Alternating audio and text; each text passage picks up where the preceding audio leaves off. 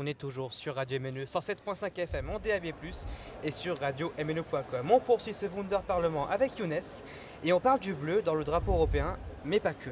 Eh bien bonjour, donc émission toute particulière, bonjour, émission pas toute particulière puisqu'on est au Parlement européen comme tu n'arrêtes pas de nous le dire Kenny.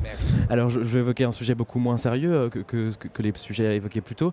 Je vais commencer par une question simple, pour vous, quelle est la couleur préférée des Français ? Question qui semble assez évidente, c'est le sujet de la chronique. Aucune idée. Le rouge, non, c'est bien le bleu.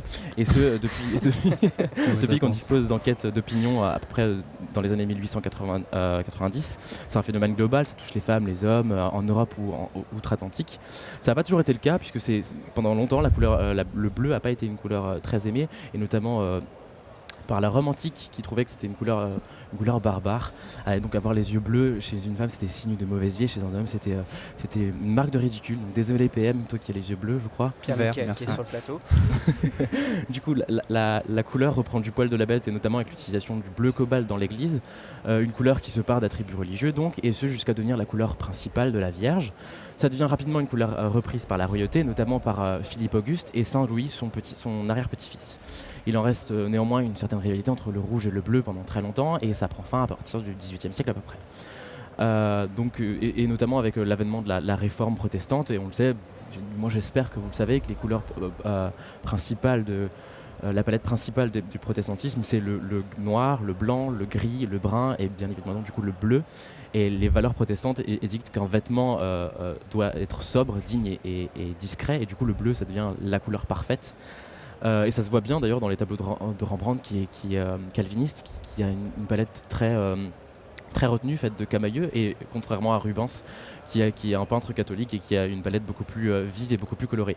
Donc à partir de là, ça devient vraiment la couleur européenne, poussée notamment par l'arrivée de l'indigo sur le continent. Le romantisme accentue la tendance, et du coup tous les jeunes européens s'habillent de bleu. La poésie romantique allemande célèbre le culte de cette couleur jugée si mélancolique, et notamment avec Goethe.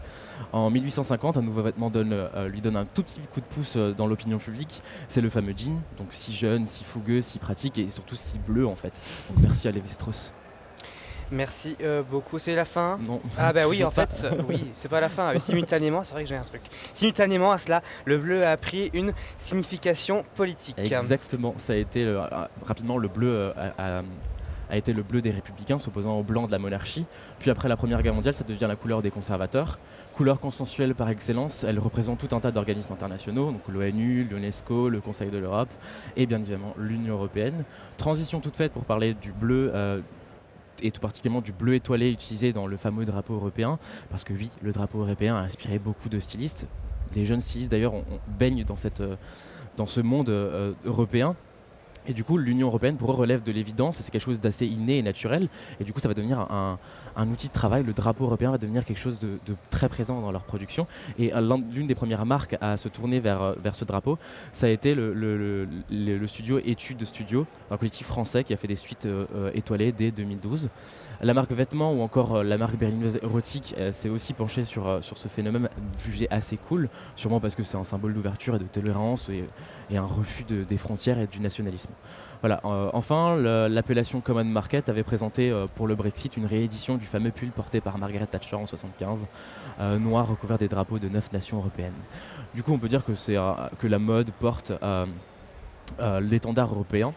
Soit, je crois que là c'est fini pour de vrai, et du coup je vais vous laisser, je vais aller filer à la boutique pour regarder s'il y a des goodies avec des étoiles et un peu de bleu. Filez Younes, merci beaucoup pour cette chronique à retrouver, un podcast sur radio-mne.com. Wunder Parlement. Le Parlement européen est ridicule. Nous ne sommes pas ridicules. Politique, point de vue, actu. Radio MNE tutoie les questions européennes.